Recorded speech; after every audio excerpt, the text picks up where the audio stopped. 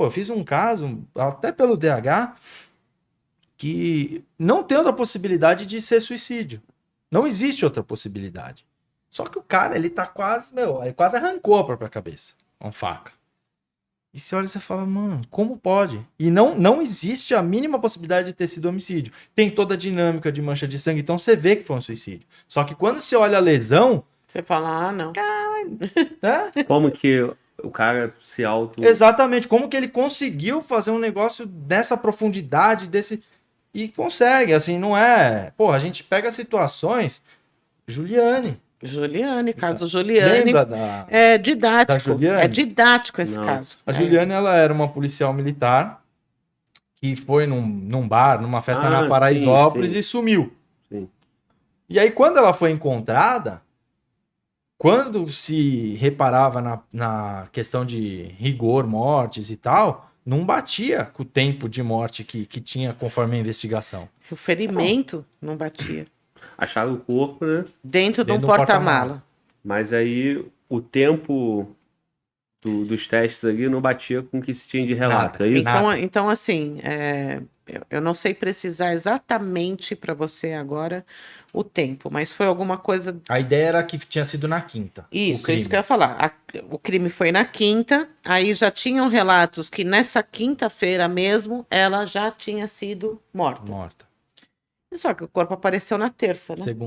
Segunda-feira. Segunda. E o cara que morava na frente da casa, ele fala que o carro estava estacionado lá desde a quinta. Sem sair, parado.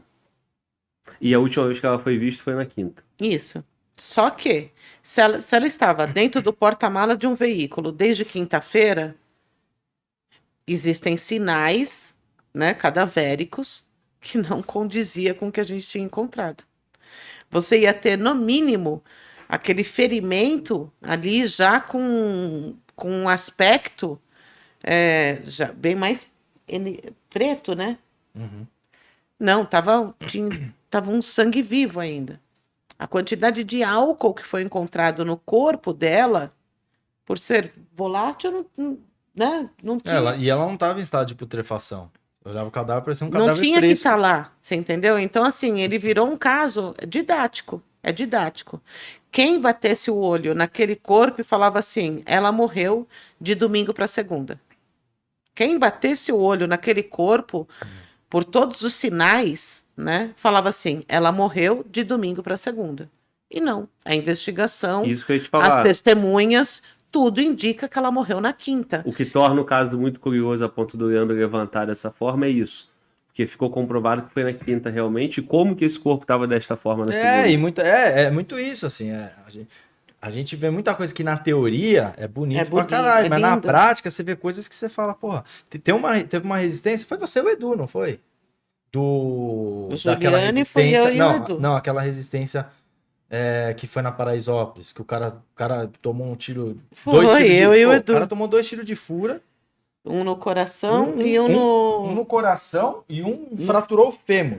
Exposto. O cara, ele percorreu 40 metros, trocou tiro e foi morrer 40 metros depois. Você olha o peito dele, você fala, mano, não é possível. É o Walking Dead. Tinha que ter caído na hora. A médica legista falou assim, ele tá com uma fratura no fêmur, ele não andou. E dinâmica, viu, de sangue, que o cara, você vê que o cara se movimentou mesmo. Não, doutora, ele andou 40 metros com o fêmur quebrado. Ela fala, é impossível. Ela fala, é impossível. Ele não andou 40 metros com o fêmur quebrado e com o coração exposto. Não, ele andou. Aí nós mostramos isso todo o local. Como é que prova isso indo contrário à ciência, né? Porque antes da gente chegar no corpo, as próprias manchas de sangue já davam a indicação, né? Pelo distanciamento, né? Que a gente falou, ou foi pulmão, ou foi coração. Né? E pelo distanciamento das manchas, quando a gente chega lá, a gente falou, nossa, foi coração. No fim, na verdade, pegou uma artéria ascendente, não lembro qual que foi, se foi a aorta, se foi a aorta, subclávia, qual que foi o ramo de artéria, mas você olha isso. O Edu, ele até fez a gente foi pro congresso no ano passado, e ele fez justamente, que tem aquela teoria dos 10 segundos do homem morto, né? O cara, ele pode ter ferido fatalmente. Ele vai morrer. Só que entre ele morrer, ele vai ter um tempo de resposta. Que nisso que é onde o policial tem que tomar cuidado. Que a ideia não é você matar o cara, a ideia é você ficar vivo. Neutralizar O cara vai, ele. você ficar, o importante é você chegar vivo em casa. Só que é esse o negócio. Às vezes o cara ele sofre um ferimento que é fatal, o cara vai morrer depois, só que até ele morrer, ele pode te matar. Nesse caso, ele andou 40 metros. Nesse ainda. caso, 40 metros. e deu tiro. E ainda deu tiro. Entendeu? E aí, como é que você resolve um caso desse, Leandro? Como é que vocês conseguem laudar e fazer o teu trabalho cara, eu pericial sinceramente, contra aquela doutrina científica? cara, que você- sinceramente, eu não me apego muito a isso, assim. Sinceramente, assim. Tem elementos. Cara, você tem elementos, você tem uma mancha dinâmica que mostra a movimentação.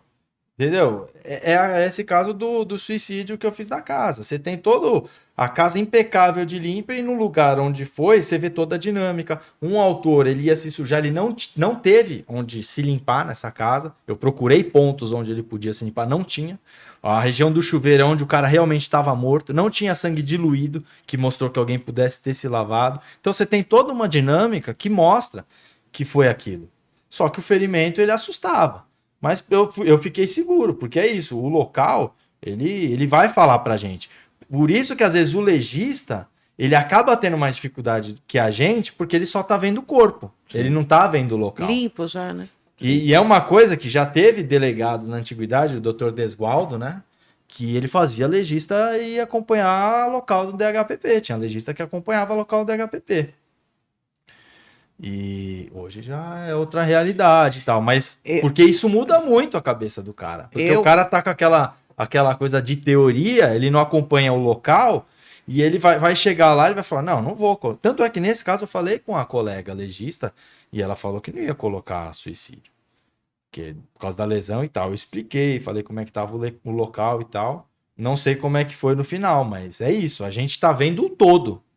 Essa é a vantagem do nosso trampo, né? Eu acho muito enriquecedor o quê? Eu quero me especializar em homicídio. Daí você perguntou, num caso desse, o que você faz? Né?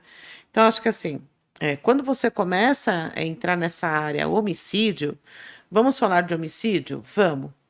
Uma palavra, e não é nenhuma palavra, é um símbolo. Ponto de interrogação. Já começa por aí. Se você não tiver acessível a várias opiniões, várias possibilidades, abrir o leque de possibilidades, você não vai caminhar. Então, uma das coisas mais enriquecedoras que eu acho que tem na perícia de homicídio é você fazer a reconstituição do crime. Então, quando a gente recebe esse tipo de cota, seja do Ministério Público, seja do delegado, vamos reconstituir porque alguma coisa está obscura, a gente não está entendendo. Então, vamos refazer o crime baseado na versão, né, das testemunhas, dos envolvidos vivos, óbvio, né?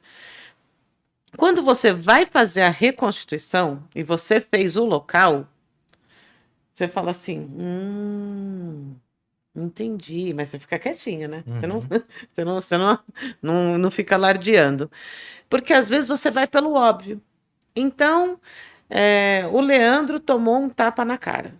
Tá, mas se o Leandro estava aqui, era mais fácil o cara entrar, tem esse vão aqui, ele veio e deu um tapa na cara do Leandro. Ok? Ok. Quando você vai fazer a reconstituição, a testemunha chega e fala assim, não, mas essa mesa não estava posicionada aqui. Essa mesa estava posicionada um pouco mais para frente, tinha um vão livre por ali e a Thelma estava nesse lugar. Então, daí, tudo muda. Você fala assim, tá, agora eu estou entendendo. Agora ficou mais claro. E às vezes, o que não é óbvio acontece. Você fala assim, não é possível. Não é possível. O cara passou por ali e o cara passou por ali. Quando você for em outro local tão complicado quanto essa reconstituição que você fez, você vai usar isso como uma possibilidade. Sim. E aí é que vai aumentando essa sua mente de tentar pensar como... Isso sim, mesmo, sim. É o imaginar. Sim. É o imaginar, você tem que ser criativo. Você tem que abrir esse leque pra caramba. Senão não funciona, senão não anda. E por isso que é complicado a gente traçar uma dinâmica. Porque é isso. Às vezes você tá. E a gente faz isso, uma coisa que a gente faz lá no DH, a gente tem um costume de fazer revisão de laudo. Então eu faço um laudo de local meu, entrego pro meu chefe manda para alguém da equipe. E a ideia é o cara da equipe tentar olhar esse laudo, ver, dar ideias e tal, se achar que é viável, e questionar se for questionar. Porque às vezes você tem uma ideia que é clara na sua cabeça. Eu tenho uma ideia que é clara na minha cabeça. Aí você pega o meu laudo, você olha e você fala, porra, mas não podia ser desse jeito? Você fala, puta que pariu, podia. Não tinha, eu tava naquela visão de túnel, pra mim era aquilo, mas não. Então você traçar dinâmica é muito complicado, porque é isso, às vezes você tá com uma ideia clara na cabeça, mas você tem outras possibilidades. E você não tá lá pra ser subjetivo, você tem que ser objetivo. E é o que a gente tenta ser o máximo nos nossos E até casos. mesmo para ver o quanto que a sua narrativa ficou bem clara, né? Exatamente. Né? Você Convincente. você leu lá o laudo do amiguinho e você fala o epitâmetro de quintiliano, você fala, caraca, o cara usou isso, eu vou usar no meu também. Ou você fala assim, mano, não tô entendendo o que ele tá Que falando. bosta que ele tá falando. Porque é muito fácil eu te contar um caso que eu atendi, porque ele tá nítido na minha cabeça. Sim. E você tá convencida por ele também. Não, e outra, eu vou pular etapas, eu vou Sim. pular etapas, eu vou pular um monte de Agora, coisa. é. E de repente o interessantíssimo para mim vira um caso qualquer para você, porque eu não soube pegar todos esses detalhes que estão espalhados na minha cabeça e passar para você. É. Mas o laudo tem que ter tudo isso. É, porque esse trampo, na verdade, é te colocar, você vai ler o laudo, é te colocar naquela cena.